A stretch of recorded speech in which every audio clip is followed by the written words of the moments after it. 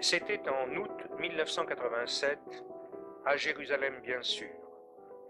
La première rencontre, 40 ans après la fondation de l'école Gilbert Bloch d'Orsay, d'un grand nombre d'anciens, directeurs, sous-directeurs, élèves et amis. À l'appel de Denise Gamzon, hiver, veuve du fondateur Robert Gamzon, et de Léon Ashkenazi Manitou, près de 150 de ces anciens se sont ainsi retrouvés, souvent accompagnés de leurs conjoints et de leurs enfants.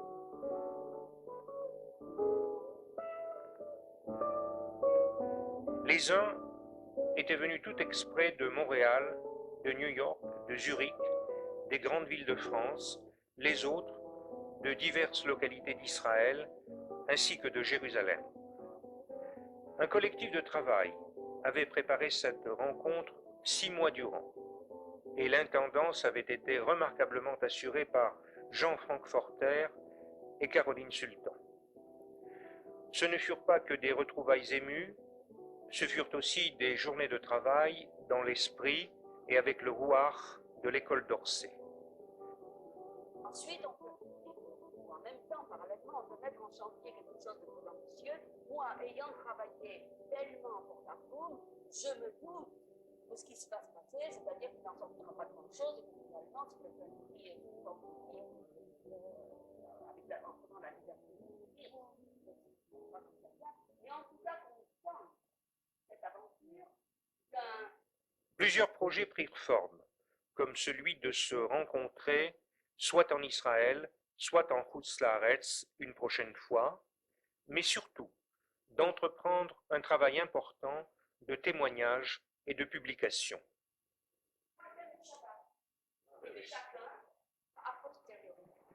Je suis extérieure de l'école d'Orsay et j'ai l'impression que quand même il y a dans le mode d'approche de l'étude, dans le mode d'approche des problèmes, dans le mode d'approche des choses, quelque chose qui vous est intimement commun. Et je pense que quels que soient les articles que chacun écrit, quels que soient les thèmes et quel que soit le souci immédiat actuel de chacun, précisément au lecteur extérieur, apparaîtra quelque chose de commun.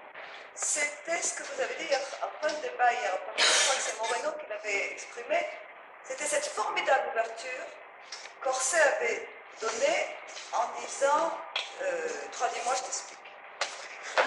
Traduis-moi, je t'explique, c'est Maxime qui dit toujours ça. Traduis-moi, je t'explique. Et ce fait d'avoir dit, cette découverte, je crois que c'est une des choses auxquelles on est arrivé, cette découverte d'avoir mis le judaïsme et la pensée juive à la disposition de gens qui étaient au départ complexés, qui n'avaient pas vécu 50 ans de mitzvot, massé, le foulé, et d'appris l'araméen, et d'appris pour pouvoir à 50, 60 ans se mettre à étudier, et d'avoir mis ça à la disposition de jeunes, de moins jeunes, en admettant qu'on pouvait traduire des textes et les comprendre, si on comprenait, les comprendre tout en ne comprenant pas l'hébreu, ça a été une formidable découverte et un formidable éclatement. Il s'agit de raconter aussi. Il s'agit de redonner par les mots la matérialité de cette maison, la façon dont elle était éclairée le Shabbat, des choses matérielles qui permettent ensuite à l'imagination de vivre. On ne va pas faire des choses comme on a fait ce matin, avec chacun qui exprime des idées, qui valent qu'elles valent. Les idées, ce ne sont jamais que des idées. Les êtres humains, c'est ça qui est important. Les gens qui sont passés, qui ont vécu dans cette maison. Liliane, qui sera le public qui lira la brochure? Nous-mêmes. Mais non, il faut concevoir un livre qui laisse une trace pour d'autres. L'expérience personnelle, ça va aller jusqu'où? Non, il faut aussi un livre, c'est un livre. Un livre, ça doit pouvoir se lire par les gens. C'est deux choses. L'enquête, ça peut être les deux d'ailleurs. Soit on raconte, soit on enseigne. C'est l'un ou l'autre. Ou bien peut-être les deux. Mais oui, justement, Manitou, il y a des gens qui savent enseigner. Toi, il y en a d'autres qui peuvent raconter. Alors les deux. Et puis il y en a d'autres qui peuvent encore regarder, par exemple, ce que dit Daniel, c'est formidable. Nous, on n'est pas capable de se regarder dans le miroir, mais toi, c'est encore un autre volet du livre. Il pourrait y avoir un quatrième volet, puisqu'il y a toujours quatre mondes. Il faut le quatrième. Le quatrième, cela pourrait être le regard de quelqu'un. Mais non, en fait, laisse-moi parler. Tu dis des bêtises. Le regard des gens qui n'ont pas vécu du tout notre histoire, et qui ont envie qu'on la leur transmette. Alors que ça nous étonne beaucoup. Il y a des gens qui ont envie qu'on leur transmette cette histoire. Je sens que certains ont peur de laisser parler leur cœur. C'est peut-être ce qu'on appelle en bon français de la pudeur, mais je crois qu'il faut en avoir de la pudeur, mais il ne faut pas trop en avoir. Et donc, laisser parler son cœur, c'est-à-dire son affectivité, dire au fond tout ce qu'on a senti à Orsay, tout ce qu'on a senti dans ses fibres. Bon, que quelqu'un après l'exprime avec des concepts d'agrégé de philo et qu'il sorte des réflexions profondes. Bon, on est habitués tous à un langage très réfléchi, mais ça ne nous parle pas, ça ne nous remue pas. Si je vous parle du Shabbat pendant une demi-heure, comme si vous ne saviez pas ce que c'était, supposons, ben vous sauriez que 20 minutes avant, il faut allumer les bougies, etc. Tout ce qu'on peut raconter à un non-juif, à un juif assimilé ou à un non-juif, ça lui passe là-bas, là, il sait intellectuellement ce que c'est que le Shabbat. Mais si je le prends par la peau du cou et je dis, allez, viens chez nous passer un Shabbat. Et puis je dis rien, simplement il entend les chants. Sim, sim, sim, sim, shalom, sim, sim, ça fait 40 ans que je voudrais le faire avec d'autres. Vous vous rappelez ou vous vous rappelez pas? Vous vous rappelez ou vous vous rappelez pas? On se tenait par la main. J'ai fait avec mes enfants un certain temps et puis après c'est passé. Et bien tout ça, ça nous remue. Pourquoi ne pas avoir le courage de dire tout simplement ce qu'on a vécu dans sa chair? La tête, on en a. Ouh là là, Dieu soit des têtes, on en a. Mais pourquoi ne pas laisser parler son cœur? Pourquoi avoir peur de son cœur? Et après, on réfléchira sur son cœur.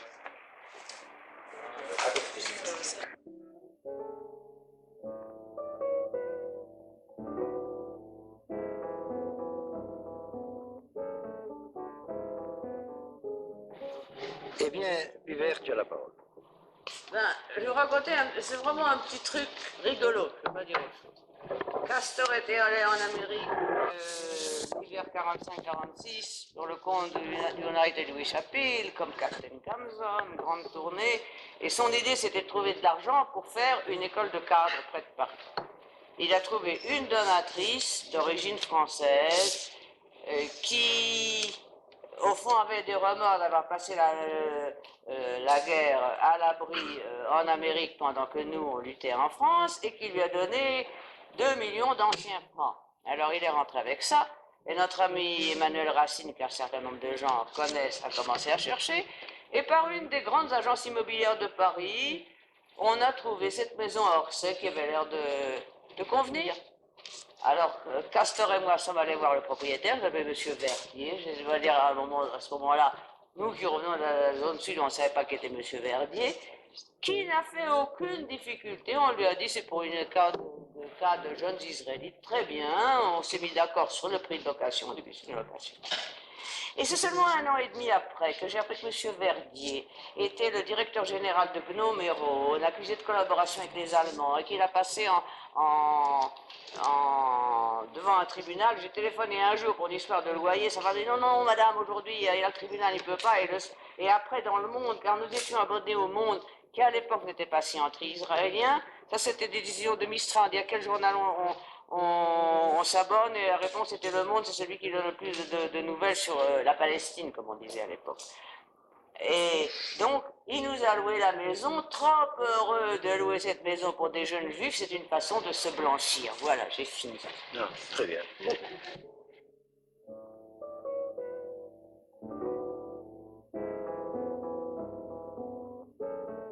Je ne sais pas si c'est par hasard, il n'y a pas de hasard dans notre histoire, que la maison s'appelait La Source, mais elle s'appelait La Source. Mais en tout cas, vous vous souvenez de la statue On l'appelait Ophélie. Moi, je l'appelais Ophélie.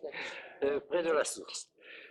Et je crois que ce retour aux sources nous a été permis grâce à la très grande envergure de pensée de Jacob Gordin, Zichrono Libracha, qui ne parlait pas notre langue. La première fois que je l'ai entendu au séminaire de Montserval, je l'ai entendu parler en 4 langues différentes, dont je ne comprenais aucune, mais tout ce qu'il disait, on le comprenait, ça passait. Enfin, je ne voudrais pas trop prendre de temps, mais il parlait à la fois russe, latin, grec, hébreu, araméen, avec un accent allemand. Non, il parlait toutes les langues avec l'accent russe. Avec l'accent russe, d'accord. Mais avec un accent hébreu qui, pour nous, débarquant d'Afrique du Nord, était exotique, si j'ose dire. Et je me rappelle que les premières leçons individuelles que j'ai eues avec lui, on avait commencé à étudier par écrit. Parce que l'hébreu s'écrit de la même manière, Ashkenaz ou Sfarad, on se comprenait par écrit. Mais oralement, je n'arrivais pas à comprendre, lui plus rapidement que moi. Ça m'a passé, et maintenant, je comprends même j'entends même l'ancienne prononciation yéménite ou Ashkenaz, mais ne croyez pas que la prononciation Ashkenaz de M. Gordin était facile. C'était avec un très fort accent russe et de l'ancienne prononciation Ashkenaz. Donc, et je me rappelle que de ce temps-là vient la première grande blague de Moshe Lasri, Pingouin, la première promotion, qui a mis des mois à comprendre que la cache-rousse n'avait rien à voir avec la vache rousse. Je ne sais pas si vous vous rappelez de cela. Bon. C'était un des souvenirs de la première.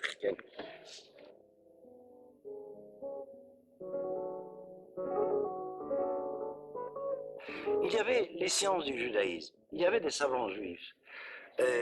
Les noms m'échappent, enfin, Salomon Mouk, Reinach, mais c'était une science du judaïsme qui avait les postulats, les évidences de base de la conscience de la culture occidentale étudiant un phénomène historique qui s'appelait la tradition juive, mais avec les postulats et les catégories d'explication de la conscience occidentale. M. Gordin nous a permis de faire une inversion à 180 degrés. Il nous a permis de récupérer une mémoire historique qui nous permettait de jeter un regard hébraïque, de tradition hébraïque, sur les contenus de la culture occidentale, sans les rejeter, je ne dirais pas en les intégrant, purement et simplement, ce serait du parasitisme élémentaire, mais en utilisant cette convergence des grands idéaux hébreux de l'Antiquité à travers l'histoire juive, le Talmud, le Midrash, la Kabbale, je reviendrai sur ces problèmes de Midrash et de Kabbale, et cette énergique formulation philosophique, anthropologique, ethnologique qu'il possédait, et qui nous avait permis de faire un trait d'union entre ces deux mondes qui étaient vécus en général comme en tension, sinon opposés purement et simplement, mais il nous a permis un réajustement de l'identité hébraïque, si j'ose dire. C'est un sujet pour lui-même. Ce que je viens de désigner là, nous avons mis des années à le vivre. Mais je crois que c'est à lui que nous devons cela, que nous avons fait découvrir à la population juive de France d'abord, ça a diffusé un peu partout d'ailleurs. Au début, je ne dirais pas dans une indifférence générale, c'était tout à fait autre chose. Dans une hostilité générale, mais une hostilité ironique. Les tenants du judaïsme traditionnel et surtout des sciences juives littéralement se moquaient de nous. Je vais vous en citer, je ne voulais pas citer Georges Weida pour qui j'ai un énorme respect, mais il était le tenant de cette école. Et puis, je ne voudrais pas vous citer des rabbins qui étaient d'ailleurs très pieux, mais d'autre part, ça existe, mais qui étaient les tenants au niveau intellectuel de cette manière de considérer les contenus juifs. Et en particulier, il y a une tension assez grave qui s'était cristallisée, je le cite pour mémoire, parce que ça fait partie de notre histoire, de la part du milieu orthodoxe, surtout cristallisé autour d'Aix-les-Bains. Parce que c'était la seule yeshiva qui existait à l'époque. Et je suis déjà un peu avancé dans les premières années. Mais je voudrais vous dire quand même une blague historique. Le premier élève d'Aix-les-Bains qui était venu clandestinement apprendre à Orsay, on l'avait appelé l'exorcisé.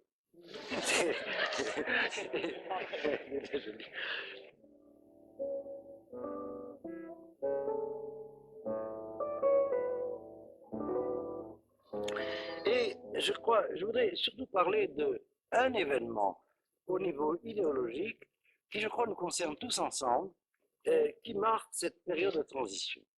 C'est lorsque, pour la première fois, un groupe d'anciens étudiants de l'école a rencontré le Rav Kook en Israël.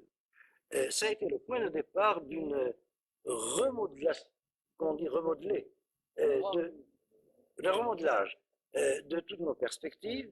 Et déjà à cette époque, on commençait à se cristalliser des tendances différentes du même melting pot, comme on a dit hier soir, qu'avait représenté la maison.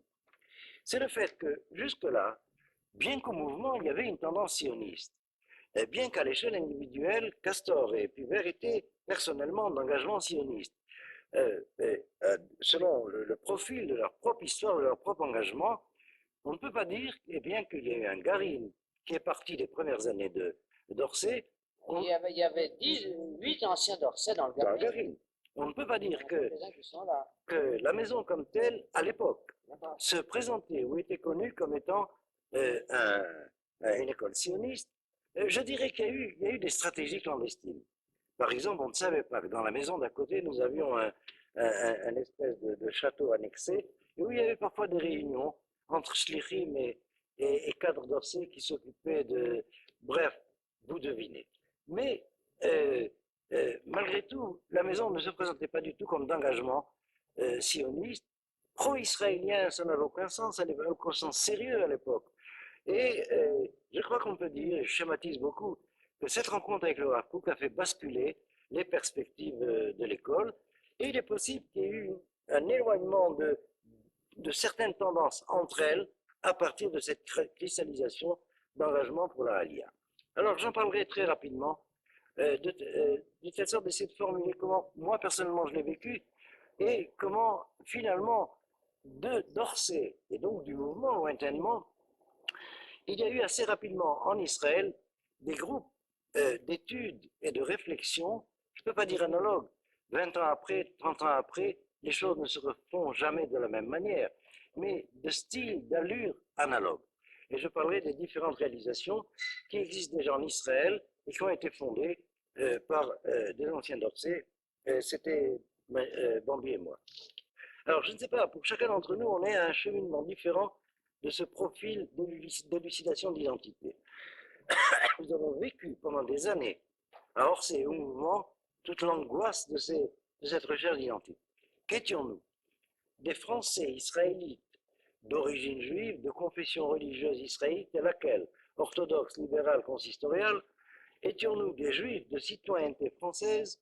Et puis voilà qu'Israël apparaissait comme État souverain. Qu'est-ce que c'est que la nationalité israélienne pour un juif d'autre part?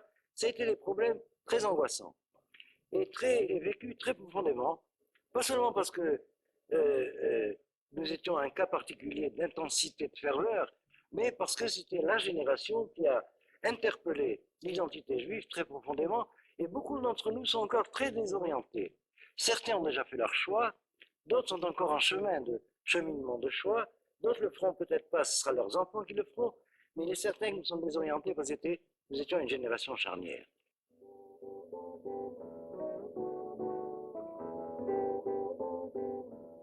Qu'en tant que juifs, nous étions, je ne dirais pas de double appartenance, c'est plus profond que ça, d'identité mixte, mais parfois à différentes dimensions. Je me souviens, quand j'étais étudiant à Alger, j'avais eu le schéma suivant. La première année d'études de philosophie, j'avais fait à Alger juste après la guerre. Je me sentais chez moi à Alger, sans problème. Chez moi à Paris, sans problème. Et chez moi à Jérusalem, sans problème. Bien que je ne connaissais pas encore Jérusalem, mais Paris, je connaissais déjà. Et je me suis dit, mais enfin, c'est pas possible, il y a un triangle ici bizarre. Je suis chez moi à Alger, chez moi à Paris, chez moi à Jérusalem.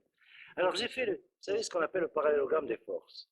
Et le centre de gravité est tombé en pleine mer à côté de la Corse. Alors je me dis... C'est là que tu as eu un accident, non? Non, c'est en Belgique, mais en Alsace. Mais je me suis dit, je vais couler à pic. Et voilà, je crois que nous avons vécu tous, les Juifs, un peu cette histoire. C'est-à-dire tellement de dimensions d'identité que nous avons fini par assumer une certaine identité, je vais dire un mot énorme, cosmopolite, mais que nous avons essayé jusqu'au bout de faire universaliste. Enfin, je trouve que Orsay a eu une très grande action. sur la communauté française 80+, mais je trouve que c'est pas du tout assez reconnu, assez connu. Et j'ai été très touchée par le message de Rav El-Kaïm, parce que j'ai connu Rav El-Kaïm. Je sais que tous ses enfants sont dans des yeshivot, sont dans des kolélim, et je trouvais admirable cette façon dont il a remercié Orsay du chemin qu'il avait suivi. Personnellement, moi je suis dans un cas relativement rare parmi tous les gens qui sont là, c'est que j'ai abandonné donc toute pratique et ça m'intéresse justement de venir voir les gens pour savoir pourquoi eux ils ont gardé, pourquoi ils ont continué. Alors ça c'est les deux à la fois, hein, c'est affectif et en même temps. Ils sont visages, j'ai vu comment s'embrasser. Ah bon? Ah oui. On a entendu aussi. Écoute, je crois qu'effectivement, un des gros problèmes, Manitou avait raison ce matin, c'est qu'en plus de toutes les divisions, je crois que le problème diaspora Israël sera un des thèmes forts de cette rencontre. C'était utile et c'est bien que ça se passe entre gens qui se connaissent.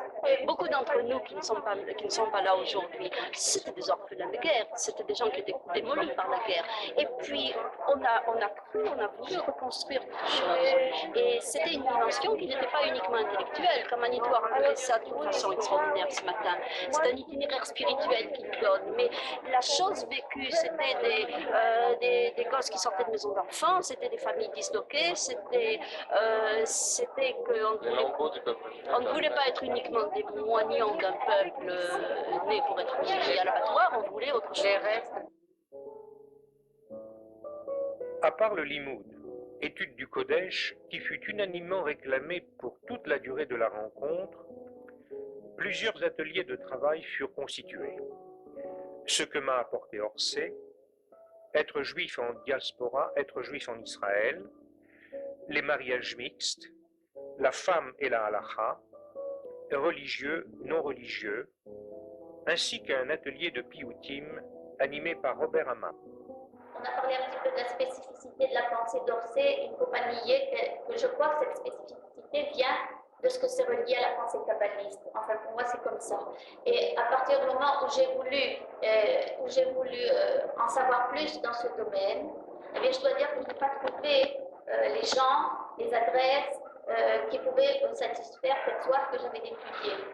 Quitter le Zohar sur ça, je voulais chercher quelques raisons très très bonnes. Et le Zohar qui généralement est très hermétique, là, il a été clair, le plus clair qu'on puisse imaginer. Pour lui, qu'est-ce que c'était? Quel était le problème des Bernabites? Ils ont vu, avant d'aller en Israël, ils ont vu qu'ils étaient les chefs dans le désert et qu'ils ne seraient plus les chefs en Eretz Israël. Un beau jour, Fabrice a décidé d'avoir une communauté. Alors, grâce à la faveur de la mairie, nous avons obtenu un local qui a pu abriter tous les offices. Bon, alors, pour les offices, aucun problème. Il y a un lignal presque assuré. Le seul problème, c'est que cette communauté ne vit que par les offices. Il n'y a rien d'autre. C'est pas des filles qui amènent chez nous, pas des petites filles. C'est plutôt plus des femmes pour ses fils. Entre le verset, Chichi Balot.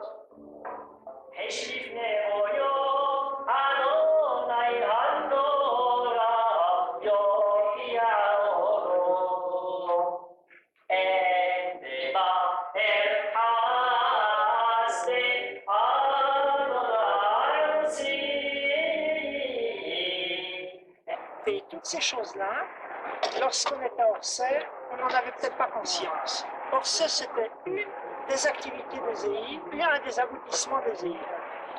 Un aboutissement qui ensuite s'est développé par lui-même, mais c'était une des possibilités. Il y a eu aussi le maquis pendant la guerre, dont, en général, après la guerre, on avait une idée, comment dire, assez nébuleuse.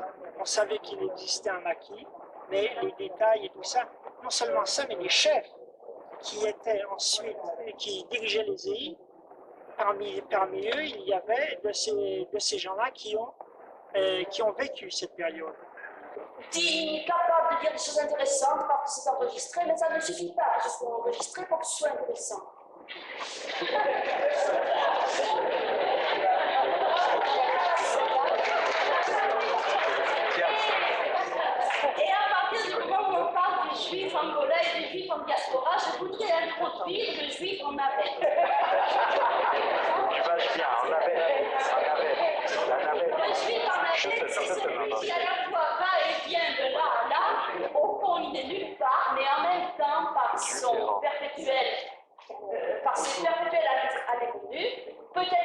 quelque chose se trame à son insu. Et il me semble que la vraie question n'est pas d'être juif en Gola ou en diaspora, la vraie question, c'est comment pouvoir rester un être humain aujourd'hui dans un monde de sauvagerie, d'horreur. Comment pouvoir apporter une façon d'être juif dans un monde athée?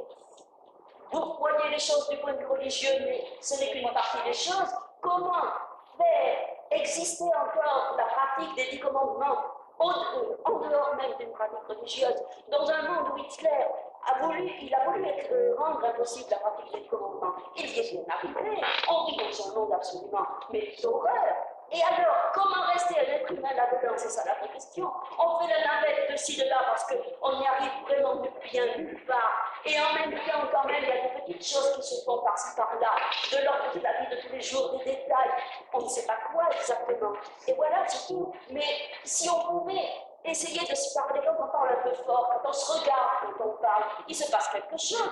Quand on est là, comme ça, avec le micro, mais on s'ennuie. Et on monte ici. Ce qui se passe en France me paraît à moi radicalement différent. Et là, je ne suis pas d'accord du tout avec Mme Baer, parce que quand un homme nord-africain vient et dit qu'il a le sentiment qu'on peut prendre une femme étrangère et que ses enfants restent juifs et que sa femme va faire ce que lui veut, parce que c'est dans ces termes que ça se passe, je crois que ça procède de la psychologie, d'une certaine forme psychologique, c'est que cet homme nord-africain est toujours dans ce sentiment de puissance, c'est-à-dire que c'est lui qui va à l'intérieur de sa maison décider et faire absolument ce qui ne se pose, à mon avis, pas du tout en fait en ces termes. Parce que j'ai l'occasion, moi, de recevoir des enfants issus de mariages mixtes, c'est-à-dire je suis dans mon métier psychiatre et psychanalyste, et bon, j'entends la souffrance des enfants, mais les enfants qui sont finalement qu'à l'endroit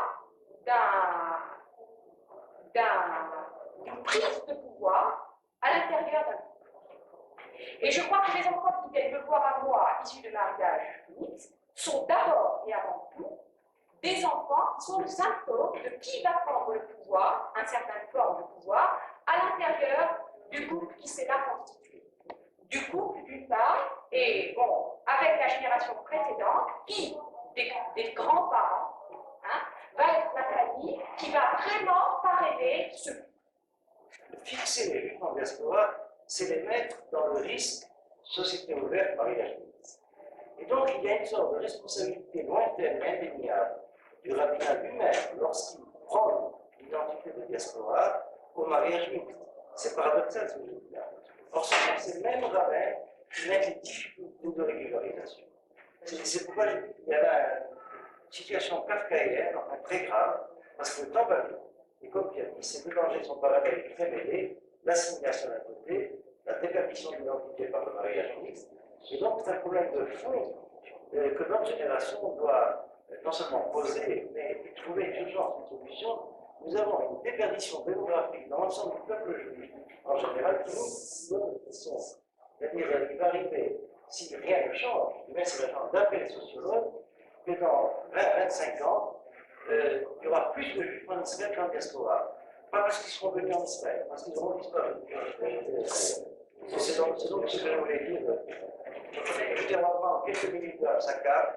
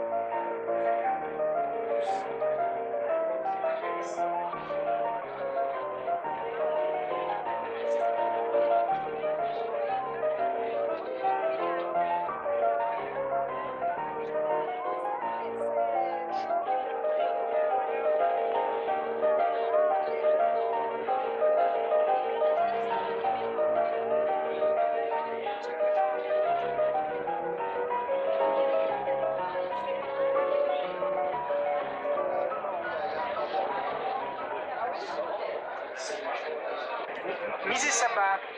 Il faut. Ancora mi sa va.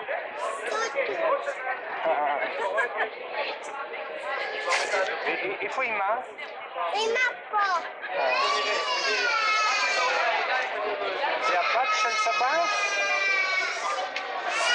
Ah, ok. Ancora mi sa Pompi. No, lo chamati. Pompi. Ah, ok. La dernière matinée, le brûlant problème des Arabes en Israël fut abordé. Successivement, Lucien Lazare et Denise Gamzon exprimèrent le point de vue de Netivot Shalom et Henri Noir celui de Gouché Mouni. Pour ma part, alors que je suis partisan des options de compromis, de recherche d'un compromis pour pouvoir organiser le présent et l'avenir immédiat sur une base qui soit pacifique et qui permette la promotion des droits de tous ceux qui vivent dans ce pays, qu'ils soient juifs ou palestiniens, qu'ils soient juifs ou arabes, eh bien, je n'envisage absolument pas la possibilité de contester mon droit en tant que juif de vivre n'importe où en Eretz Israël. Alors, ce que je pense qui serait nécessaire, c'est d'envisager les différentes options qui existent et que j'ai énumérées en résumé tout à l'heure et que je vais reprendre.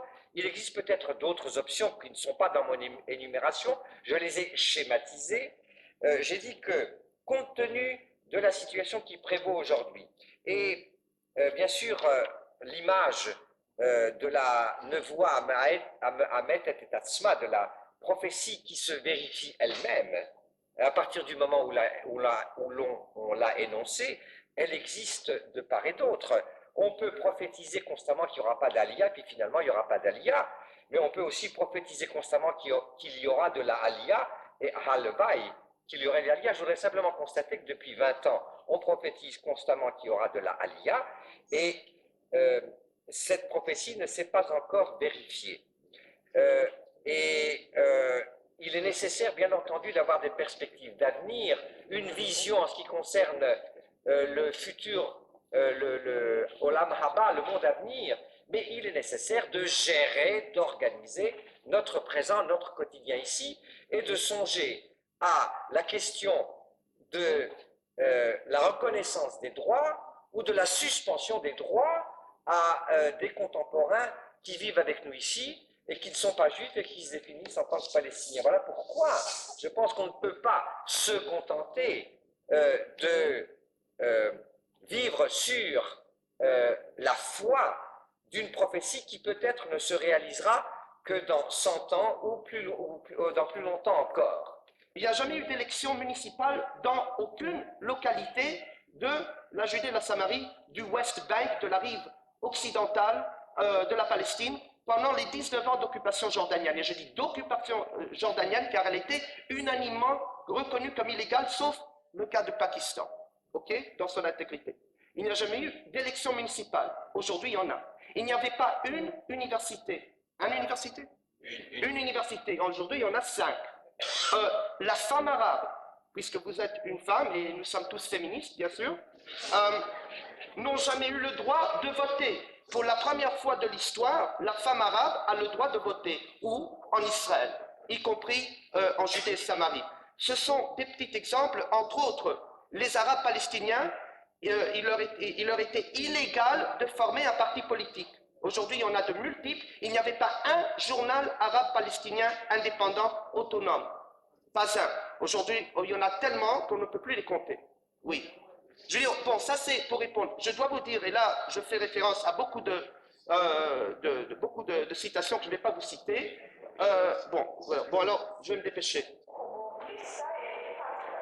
Enfin, le dernier jour arriva. Et avant le bilan et la soirée d'au revoir, très émouvante, au cours de laquelle un de nos amis nous raconta le sauvetage des Juifs d'Éthiopie auquel il participa, Manitou conclut les rencontres par une magistrale leçon dont il a le secret. Et j'y reviendrai peut-être tout à l'heure. Voilà pour le livre de Shemot, en tout cas. il y a matière à une étude de plusieurs heures, en détail bien évidemment. Je vous signale les grandes directions des deux hypothèses possibles. Ou bien la définition du livre de Shemot, c'est la sortie d'Égypte pour recevoir la Torah au Sinaï. Et aujourd'hui, cette attitude idéologique consiste à dire, et aller la pratiquer dans le vaste monde. Et alors on a un problème avec le reste du récit. Le temple de Jérusalem, je récapitule toute l'histoire qui mène en Israël. Alors ça, en général, on dit, eh bien oui, c'est vrai, mais on attend le Messie à la fin des temps. C'est la première thèse. La deuxième thèse consiste à dire, avec notre verset, l'objectif de la sortie d'Égypte, c'était le Ohel Moed. C'est bien clair. Et d'après le chapitre 6 que je vais citer, c'est le 5e vers de la Haggadah, Veheveti, et je vous amènerai. J'arrive très rapidement aux 3 autres livres. Et vous voyez, Ul-Chaper al-Beni Israël, c'est le livre de Vaïkra. Tout le livre de Vaïkra, c'est les sacrifices d'expiation éventuels s'il y a des fautes. Et ensuite, le 4e livre, c'est notre livre de Bemidbar, et l'Olivier de Bnei Israël Negev, c'est effectivement dans le livre de Bemidbar, et je suppose que dans les autres cours, vous l'avez rencontré, qu'ont eu lieu toutes ces catastrophes d'atteinte de l'identité d'Israël mises à l'épreuve dans le passage de l'ancien monde de l'Égypte au nouveau monde projeté par la Torah. Begeshet Bnei Israël à Kodesh, lorsque les enfants d'Israël s'approcheront du Kodesh, c'est-à-dire lorsqu'ils rentreront en Eretz Israël. Je crois que nous avons un programme assez simple pour être aveuglant de simplicité, je ne sais pas comment dire. Il y a là la définition des 5 livres dans l'ordre du projet de l'histoire d'Israël depuis l'origine. Je récapitule. Le livre de Bereshit, eh bien, il faut le comprendre dans la relation entre la tribu de Lévi et les autres tribus. Elle est du même type que la relation entre Israël et l'humanité. Le livre de Shemot, il faut le comprendre dans l'allusion au fait que c'est les Lévites, la tribu de Lévi, qui va s'occuper du temple en attendant que les tribus d'Israël en soient capables, et à rattacher au premier thème. Le livre de Vaïkra, c'est pas seulement la tribu de Lévi, c'est les Kohanim qui assureront la kapara si c'est nécessaire, et ça correspond au livre de Vaïkra. Et ensuite, alors il en résultera que dans cette relation, affrontement, contact de Israël et son projet de sainteté, il n'y aura pas de catastrophe. Je crois que c'est ça le chidouche au fond du verset. Parce que il faut un certain niveau j'emploierai le terme de, attendez, cherchez-moi en français, disons intégrité. Tmimout, pas dans le sens de naïveté, mais d'intégrité. Il faut déjà une sorte d'intégrité qui a été assurée en fin de compte par toute l'histoire de l'humanité sur un point d'elle-même. La famille d'Abraham, au niveau du Derecheret, pour que le projet de la sainteté commence. Et c'était voué à tout Israël. Mais comme Israël n'en a pas été au niveau nécessaire au temps de la sortie d'Égypte, alors c'est délégué provisoirement à la tribu de Lévi. De même, l'histoire d'Israël par rapport au reste de l'humanité. Il y a, je crois, là d'emblée, grâce au commentaire de Rachid finalement, je veux dire le Midrash qu'il cite, une vision globale du projet que la Torah tout entière enseigne pour Israël tout entier, mais dans une dimension de l'universel humain de la fin des temps indéniable. On désigne Israël dans la Torah par le terme de Béni Bechori Israël, mon fils premier-né Israël. Alors ça implique que les autres frères sont aussi des fils, mais qu'il y a une délégation du Bechor. Et Bechor, Cohen, ont le même statut. Bechor, le premier-né, Cohen, le prêtre, comme on traduit en français. C'est le prat dans lequel le klal se dévoile fondamentalement. Ça veut dire que c'est dans l'identité de la Kedusha de la tribu de Lévi au niveau du Cohen que se dévoile la Kedusha qui est promise à l'humanité tout entière, mais déléguée provisoirement à Israël tout entier, mais déléguée provisoirement à la tribu de Lévi, à la tribu de Lévi tout entière, mais déléguée provisoirement uniquement au Cohen. Voilà, nous avons là peut-être une vision importante qui nous permettrait de remettre en place énormément de ce qui a été l'objet de nos discussions. Je donne un exemple. Vous avez étudié, je crois, avec Berger, la paracha de Korach, c'est-à-dire la contestation du Lévi contre le Cohen. Vous voyez, si un des degrés conteste contre l'autre, il y a un de ces Negev, une de ces catastrophes. L'histoire de Korach, c'est au fond l'histoire d'un Lévi qui s'est pris pour un Cohen.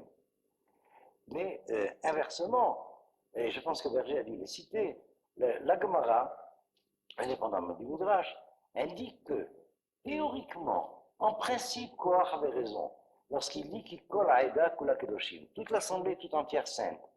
Mais en attendant, c'est Moïse qui avait raison de dire c'est pas encore le temps, et nous savons pourquoi, les niveaux de réussite et corollairement les niveaux de danger. Je crois que j'ai fait un cours d'ailleurs c'est là-dessus une fois, c'est que, au fond, l'idéal de la société d'Israël selon la Torah, c'est une anarchie dans le sens étymologique, aucune hiérarchie.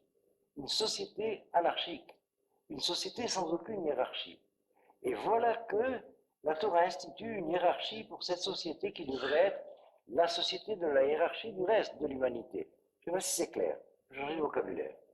Alors, dans le dialogue entre Korach et Moïse, il y a ceci. Korach cite Moïse, d'une certaine manière, en disant « Tout Israël est voué à ce projet de sainteté. Pourquoi donc tu installes une hiérarchie dans Israël ?» Et Moïse semble être en difficulté devant Korach, qui cite Moïse contre Moïse. Pratiquement, il y a démagogie. Ça veut dire, pratiquement, Korach a raison, théoriquement, mais pratiquement, Korach a tort, parce qu'il faut, en attendant cette hiérarchie, jusqu'à ce que ça peut être exprimé d'une autre manière. Je crois que cette démagogie a été reprise par les fondateurs du christianisme. C'est-à-dire que lorsqu'ils disent, mais toute l'humanité est Israël, c'est le projet de la Torah, on le voit bien. Mais il y a une démagogie de le vouloir sans les moyens pratiques qui doivent y mener. Je ne voudrais pas citer Saint Paul, mais celui que j'ai en tête, enfin celui que les chrétiens appellent Saint Paul, je n'ai pas parlé du quartier juif. Où on voit très bien que le malentendu de l'origine entre Paul et les rabbins, c'est exactement Korach et Moïse. Ça veut dire que l'idéal d'universalisme que présente la théologie chrétienne, c'est l'idéal de la Torah. Mais il y a démagogie en faisant comme si c'est déjà le cas, alors qu'en attendant, il faut que s'installe une hiérarchie de l'alliance. Alors c'est exactement la problématique d'argumentation de Korach vis-à-vis de Moïse. Bon, ce n'était pas mon sujet, je dis ça comme exemple. C'est-à-dire, confronté à ce projet du Kodesh, les tribus d'Israël risquent ces catastrophes que raconte la Torah dans les 10 épreuves, dont Korach n'est même pas cité dans ces épreuves d'ailleurs, dans les 10 épreuves du livre de Bamidbar, en attendant que cela soit possible. En fin de compte, on est arrivé à l'heure.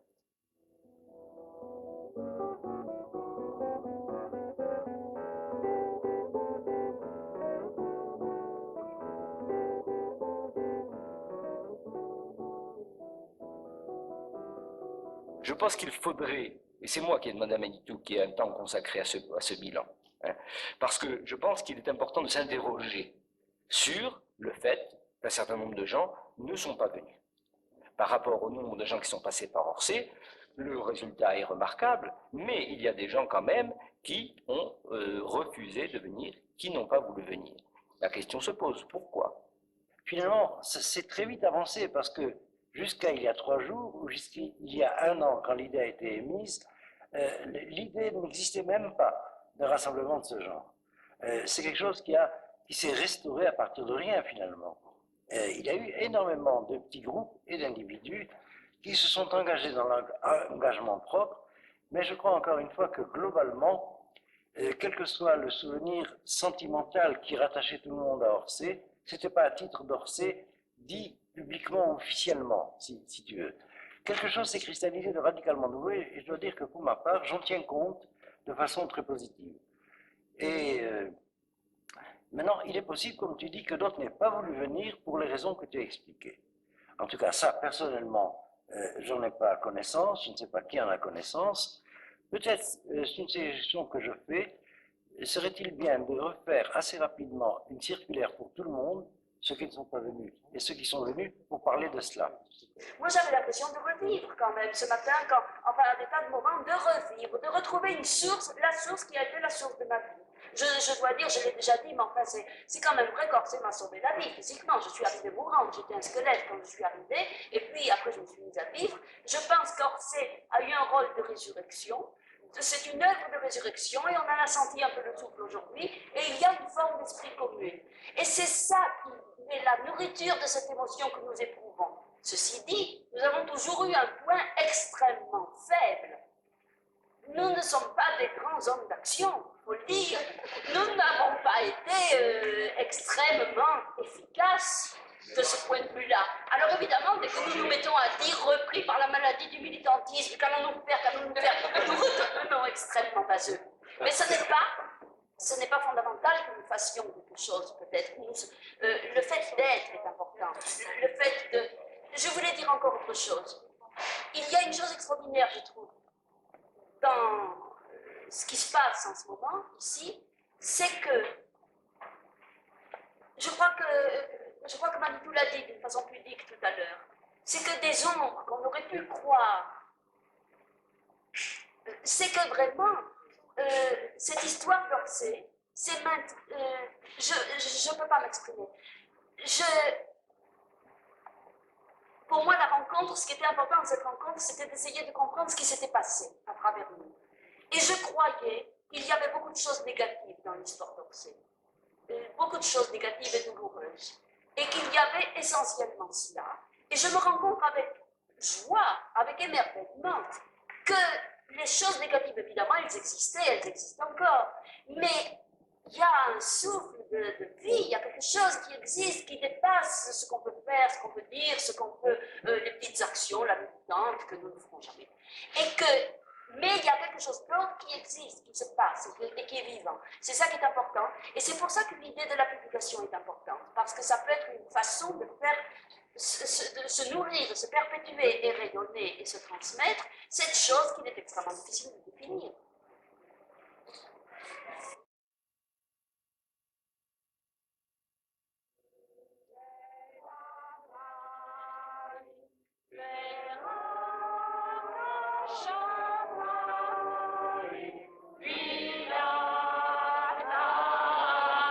Encore une fois, essayez.